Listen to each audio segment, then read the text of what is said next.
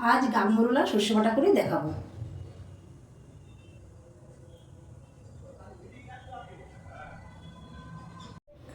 তার জন্য আমি এখানে 250 গ্রাম গাঙ্গরোলা মাছ নিয়েছি।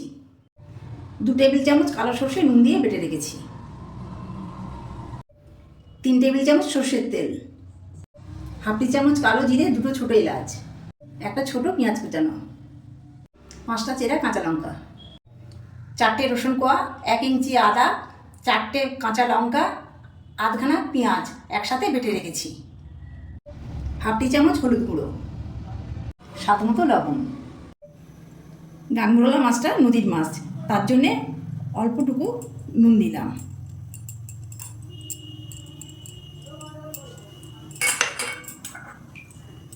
হলুদ গুঁড়ো দিলাম, দিয়ে মাছগুলো মাখিয়ে নিলাম।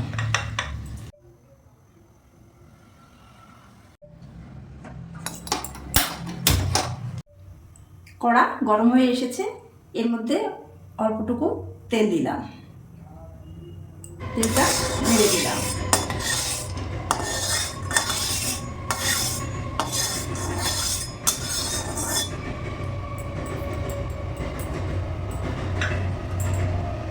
অল্প অল্প করে মাছগুলো ভেজে নেব।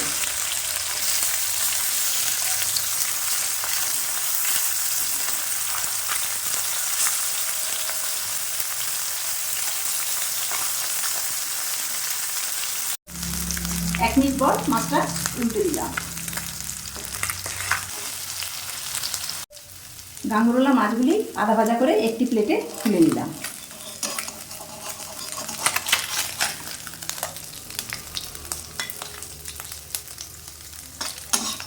এইভাবে সব মাছগুলো ভেজে নেব। গাঙ্গরোলা মাছগুলো ভাজা হয়ে গেছে। মাছ ভাজা তেলে 1 টেবিল চামচ সর্ষের তেল দিয়ে দিলাম। তেল গরম হয়ে এসেছে, এর মধ্যে কালো জিরে ফোড়ন দিলাম, পেঁয়াজ কুচি দিয়ে দিলাম,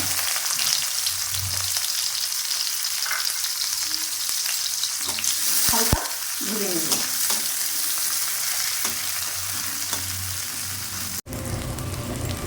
পেঁয়াজটা আধা ভাজা হয়ে এসছে, গ্যাসটা আস্তে করে দিলাম।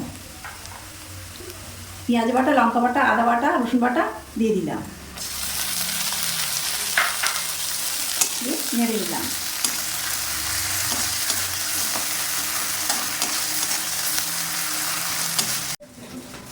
সর্ষে বাটাটা জল দিয়ে গুলে নিচ্ছি।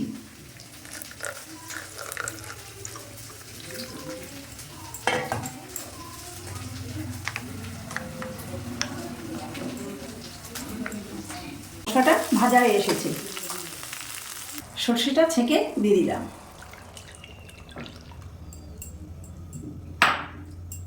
দিয়ে নেড়ে দিলাম।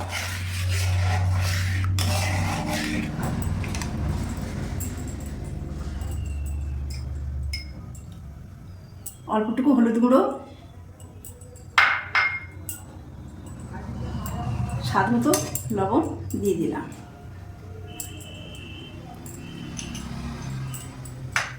দিয়ে নেড়ে দিলাম। ঢাকনা দিয়ে চাপা দিয়ে দিলাম।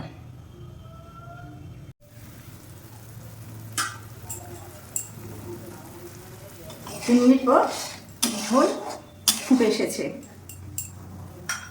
এর মধ্যে গাঙ্গরোলা মাছ ভাজা দিয়ে দিলাম,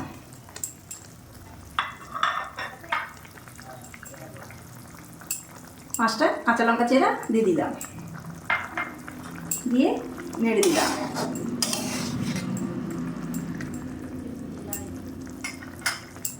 দিয়ে চাপা দিয়ে দিলাম। 2 মিনিট পর নেড়ে দিলাম। গাঙ্গরোলা মাছে সর্ষে বাটাটা হয়ে গেছে, গ্যাসটা বন্ধ করে দিলাম।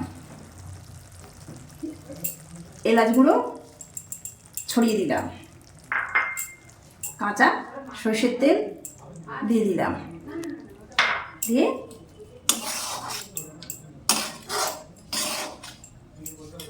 নেড়ে 5 মিনিটের মতো চাপা দিয়ে দিলাম। 5 মিনিট পর একটি প্লেটে তুলে দিচ্ছি।